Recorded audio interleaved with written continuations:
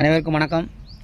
இந்த பதிவு எதுக்காக அப்படின்னா, திருநெல்வேலி கோர்ட் வளாகத்தில் வைத்து மாயாண்டி என்பவருடைய கொலை, அதில் ஒரு சில கமெண்ட்கள் பார்த்தேன். தேவேந்திரகுல வேளாளர்களுடைய பதில் சம்பவம் ரொம்ப பயங்கரமாக இருக்கும், பதட்டமாக இருக்கும், அப்படி இப்படின்லாம் ஒரு சில கமெண்ட்கள் பண்ணியிருந்தாங்க.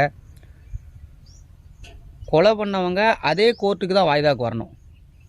பதிலுக்கு இவங்க அதே கோர்ட்டில் வச்சு வெட்டினாங்கன்னா என்ன பண்ணுவீங்க? அப்பவும் இதே கமெண்ட் பண்ணுவீங்களா? உண்மையிலே அது ஒரு தவறான செயல். பார்த்துக்கிடுங்க. எங்கள் நீதிமன்றம் இருக்குது, காவல்துறை இருக்குது. இப்போ மாயாண்டி என்பவருக்கு நீங்கள் தண்டனை வாங்கி கொடுத்துருக்கலாம். எங்கள் அண்ணனை கொலை பண்ணிட்டாங்க, சாட்சி சரியான முறையில் ஏற்றி அவருக்கு தண்டனை கிடந்துச்சுன்னா 28 வருஷம் 14 வருஷம் ஏதோ ஒரு தண்டனை கிடச்சிருக்கும். ஒரு 30 வயசில் உள்ள போனான்னா 50 வயசுக்கு பிறகு தான் வெளியவே வர முடியும். அவன் வாழ்க்கையே முடிஞ்சிருக்கும். ஆனால் நீங்கள் ஒரே நாளில் கொன்னுட்டு அவனோட வாழ்க்கையை நீங்கள் இப்போ ஏற்றுக்கிட்டு இருக்கீங்க. அவர் கொலை பண்ணதுலேருந்து வெளியூரில் தான் இருந்ததாக பதிவுகள்லாம் பார்த்தேன். அவங்க அண்ணனே சொன்னாங்க, அவர் சரியாக இப்போ வாய்தாக்கு ஏதோ ஒரு இதுக்கு வரலையா, இல்லை வேறு எதுவும் பிரச்சனையா என்னன்னு தெரில. இப்போ அவர் வரல அப்படின்னா உங்கள் குடும்பத்து மேலே வழக்கு போட்டுருவேன் அப்படின்னு சொல்லி காவல்துறையெல்லாம் மிரட்டினாங்க. அதே மாதிரி இன்றைக்கி வெட்டினவனை போய் மிரட்டுவாங்களா, மிரட்ட மாட்டாங்களா? நீ வாய்தாக்கு வர முடியுமா? உண்மையாக பொய்யா? பயந்து தான் வரணும். ஒரு டீ கடையில் டீ குடிக்க முடியுமா?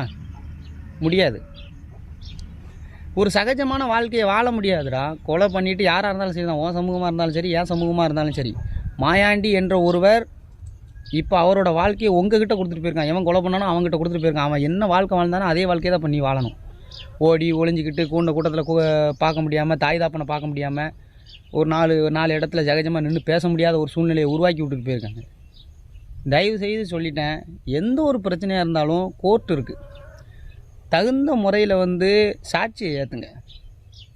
அவங்க வாழ்க்கையை இப்போ சீரழிச்சிக்கிட்டு இருக்கீங்க. கொலை என்றைக்குமே தீர்வாகாது, சரிங்களா?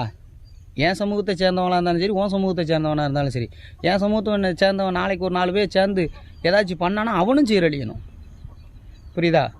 தவறான முறைக்கு போகாதீங்க. தயவு செய்து ஒரு இறப்பை கொண்டாடாதங்க. பைத்தியக்காரத்தனம்.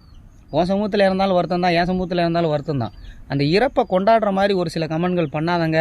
அது ஒரு பெரிய இதாக அவனை போய் தூண்டி அவனை திரும்பவும் அதே வாழ்க்கைக்குள்ளே தள்ளாதங்க.